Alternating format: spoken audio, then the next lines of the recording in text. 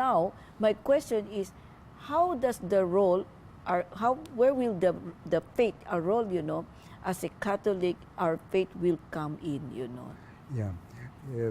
Doing any of this work, whether we are development of people, even for education and bringing peace to communities, there are moments of failure, difficulty, maybe exhaustion because of the hard work you have to put in, maybe psychological because people oppose us, they criticize us, or your effort has failed.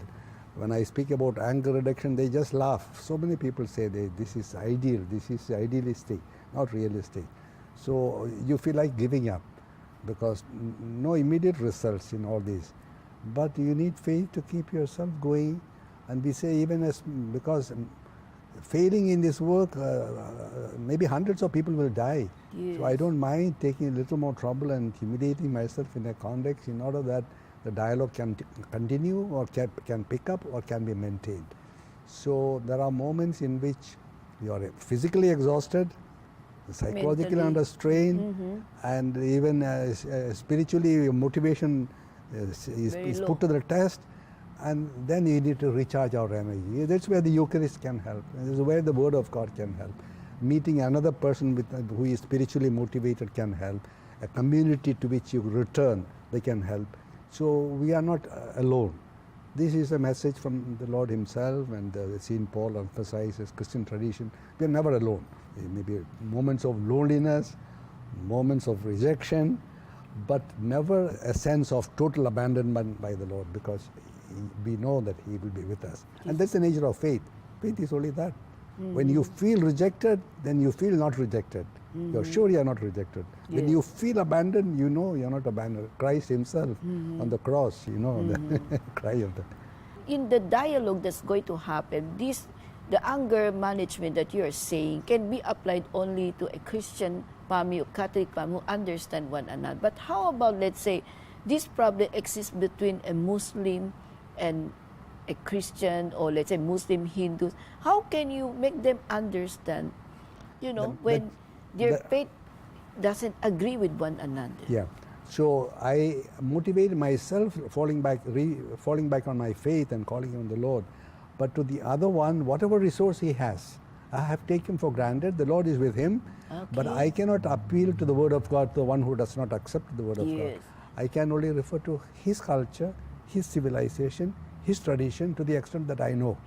That is why it's good for me to be acquainted with a culture, one group and another, with religious culture and the secular culture and humanity itself. That's a common source. So we can appeal to humanity, say how we need each other. Our society, many of them are belonging to the same ethnic group or same civilization. And so whatever common source of inspiration we have, we can refer to them to remotivate ourselves. Once again, also pointing to the future, whether you like or not, we are going to live together. You may eliminate a few of them, they will eliminate a few of you, but ultimately our descendants again will have to live together. Yes. Why don't we leave to them good memories of accomplishment together and common success, so that they can rejoice, they can build a great future for the society as a whole.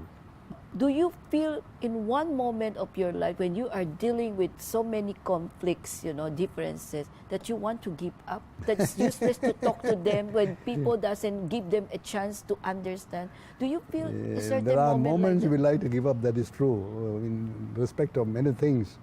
But that's a surface feeling. But we know this is because of situation. But a deeper conviction says, I must not give up because of my love. Ultimately, as a Christian, my trust in the Lord and my obligations to Him, but also as a spiritual being, that a certain type of spirituality is also in a secular person who believes in humanity. So we can appeal to that, what is humanum, whatever is human, can we appeal to that, and then he feels touched, he is also transferred.